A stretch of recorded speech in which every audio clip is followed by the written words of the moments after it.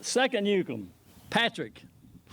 Now, Patrick is a great player, unbelievable talent, hard worker. You couldn't say enough things about Patrick. Probably the reason he came to Murray State was because Nick was here. Patrick was an excellent high school player, and he was recruited by all over the place. And I think that was the deciding factor. He saw what was going on here at Murray. He saw the talent we had. If you mention most of the people we mentioned, all Kentucky residents, and we were very fortunate at that time that it was a lot of really strong programs in Western Kentucky, and I was able to take advantage of that. I think today sometimes you might lose those student athletes. But mention student athletes, Patrick was always funny, always had something funny to say. And I'd go to Velvet, and I, as a women's coach, would go to the Rotary Club and speak every season after the year was over about our record and how we did and so forth. And sometimes that was really pleasant, and then sometimes it wasn't, depending on how your season went. We always had a bunch of questions.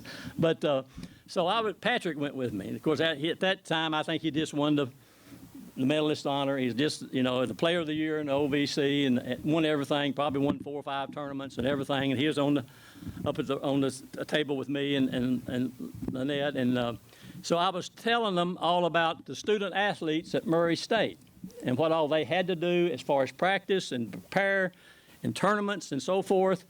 And Patrick was sitting over here to my right, and I said something about Patrick being a really great student athlete. And Patrick said, "Coach, I'm an athlete student." So now that's Patrick for you. Now he was kidding in jest, but to make a long story short, Patrick graduated in 4 years. He had a 3.0, and but his main goal here was he wanted to get a degree, but he was on that next level.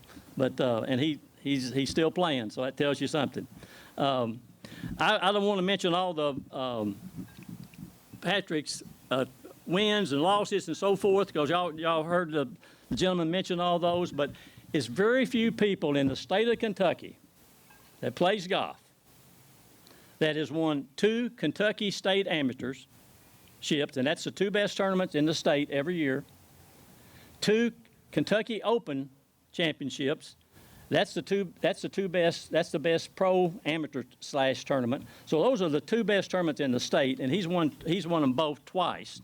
And then top that off, he also won the Irvin Cobb Championship down in Paducah, which is probably one of the top tournaments in our region, has been for 30 years, and Patrick also won that tournament. So that just tells you the how far and how wide his golf has progressed. I want to tell one funny story about Patrick. Not funny, but it was a tournament we were playing in Florida at Boca Raton, and it was one of the best tournaments in the country. And it had about 18 college teams, and Florida State was in that tournament.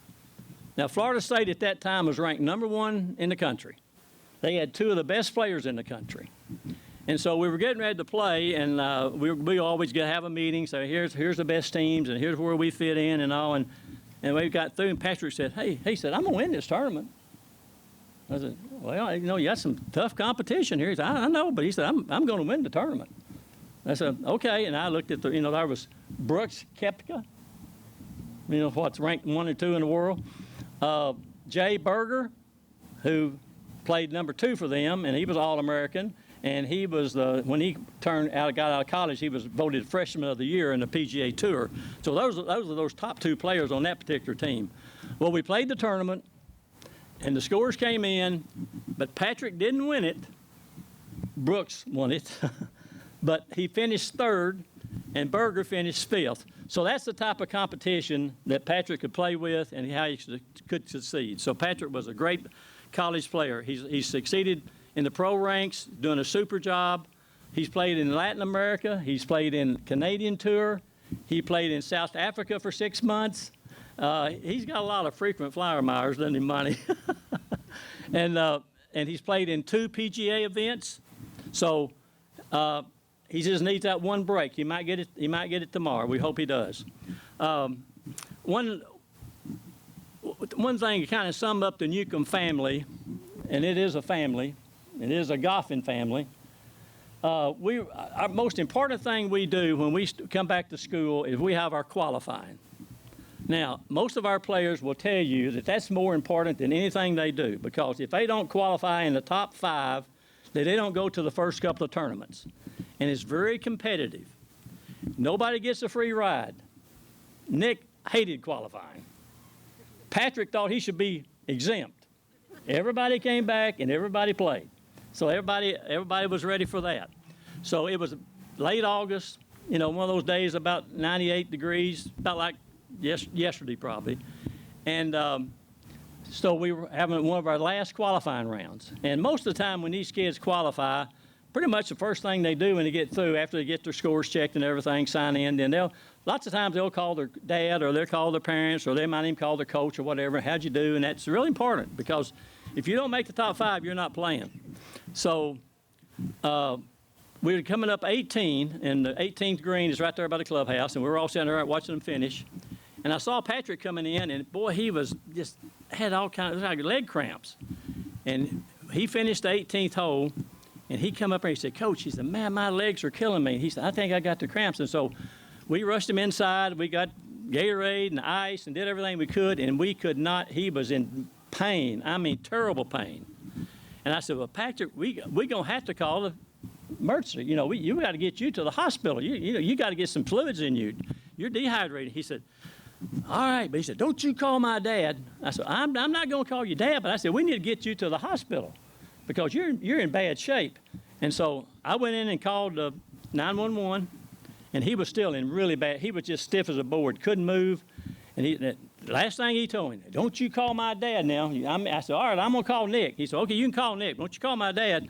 So Nick was out at Murray Country Club. So I called Nick and said, "Nick, rush to the emergency room. I've got the vehicle's going to be here, and they're going to bring Patrick to the emergency room. He's having some real problem with leg cramps, and I'll be there in just a second, so I get these guys squared away." So the ambulance showed up. They loaded Nick up, put him in the ambulance, rushed him to the emergency room.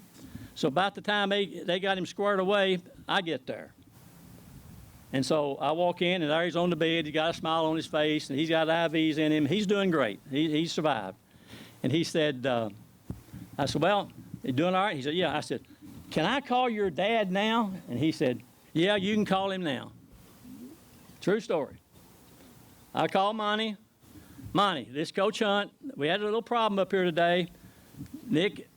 Patrick had some bad cramps. We had to get the emergency vehicle out there. We had to call 911. We got him into the emergency room. They got IVs in him. I think he's going to be all right." And Monty's words was, "What did he shoot?"